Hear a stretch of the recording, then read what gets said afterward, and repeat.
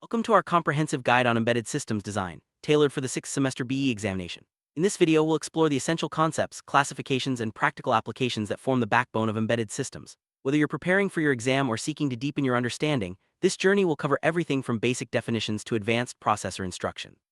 Let's start by setting the stage. What exactly is an embedded system and why is it so crucial in today's technology-driven world? Embedded systems are everywhere, powering devices from smartphones to industrial machines. Join us as we break down each module in question, ensuring you grasp both theory and practice.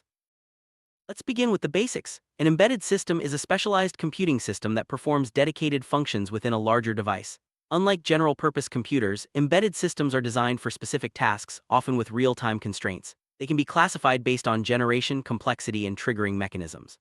For example, first-generation embedded systems were simple and task-specific, while modern generations incorporate advanced features and connectivity. Complexity ranges from basic microcontroller-based designs to sophisticated multi-core architectures. Triggering can be event-driven or time-driven, depending on the application. Understanding these classifications helps you identify the right system for each use case.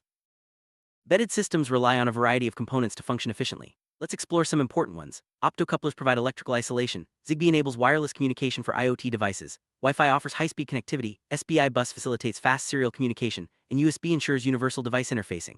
Each component plays a vital role in the overall architecture, enhancing reliability, connectivity, and performance. By understanding these elements, you can appreciate how embedded systems integrate seamlessly into everyday technology, making devices smarter and more responsive. Embedded systems utilize various bus interfaces to connect components and facilitate communication. The I2C bus is known for its simplicity and multi-master capability, making it ideal for connecting sensors and peripherals. ERDA provides infrared communication, suitable for remote controls and wireless data transfer. The one-wire interface is used for low-speed single-wire communication, often in temperature sensors. Keyboards and UARTs, universal asynchronous receiver transmitters, are essential for user input and serial communication. Each interface has unique features that cater to specific requirements, ensuring efficient data exchange within embedded devices. Typical embedded system architecture consists of several key components: processor, memory, input-output interfaces, sensors, actuators, and communication modules. The processor acts as the brain, executing instructions and managing tasks. Memory stores program code and data, while I/O interfaces connect the system to external devices. Sensors gather information from the environment, and actuators perform actions based on processed data. Communication modules enable connectivity with other systems. Understanding this block diagram helps visualize how each part interacts, ensuring smooth operation and efficient design. Quality attributes are critical in embedded system design. Operational attributes include performance, reliability, and efficiency, ensuring the system meets its functional requirements. Non-operational attributes cover maintainability, scalability, and portability, which affect long-term usability and adaptability. For example, a reliable embedded system minimizes downtime, while a scalable design allows for future upgrades. Balancing these attributes is essential for creating robust and flexible systems that can withstand changing demands and environments. Data flow graph (DFG) and control data flow graph (CDFG) are models used to represent the flow of data and control in embedded systems. DFG focuses on data dependencies, illustrating how information moves between operations.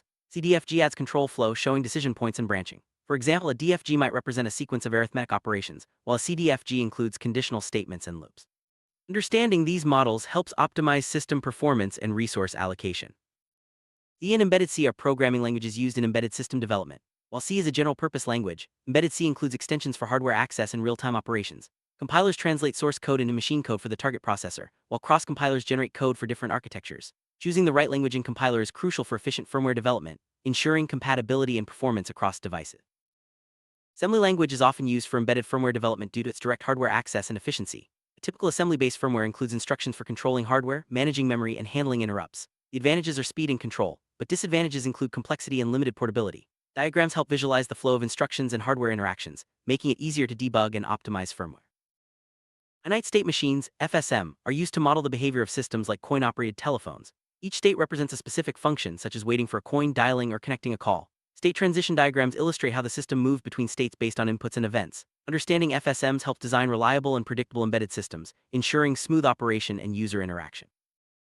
Embedded operating systems use different kernel types. Monolithic kernels integrate all services into a single module, while microkernels separate core functions for modularity. Tasks, processes, and threads are fundamental concepts. Tasks are units of work, processes are independent programs, and threads are lightweight execution units within processes. Understanding these terms helps manage resources and optimize system performance.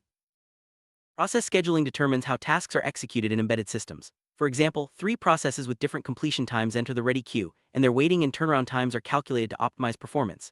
Efficient scheduling minimizes delays and maximizes throughput, ensuring all processes complete within required timeframes. Understanding these calculations is vital for designing responsive systems. ARM Cortex-M3 processors feature several registers, each serving a unique purpose. R13, R14, and R15 are particularly important. R13 is the stack pointer, R14 is the link register, and R15 is the program counter. These registers manage function calls, memory access, and instruction execution. Understanding their roles is essential for efficient programming and debugging. Current Program Status Register, CPSR, in ARM Cortex-M3 manages processor states and flags. It controls access to different subdivisions of the Program Status Register PSR, affecting interrupt handling and execution modes. Processor modes include user, supervisor, and system modes, each with specific privileges and functions. Diagrams help visualize mode transitions and CPSR configuration. ARM Cortex-M3 supports a range of 32-bit instructions, such as ADC, add with carry, BIC bit clear, LSL logical shift left, and push. Each instruction performs specific operations, enhancing processing efficiency. CMSIS Cortex Microcontroller Software Interface Standard provides a standardized framework for software development, organizing functions and scope for easier integration. Writing assembly language programs like adding the first 10 integers demonstrates practical application of these instructions.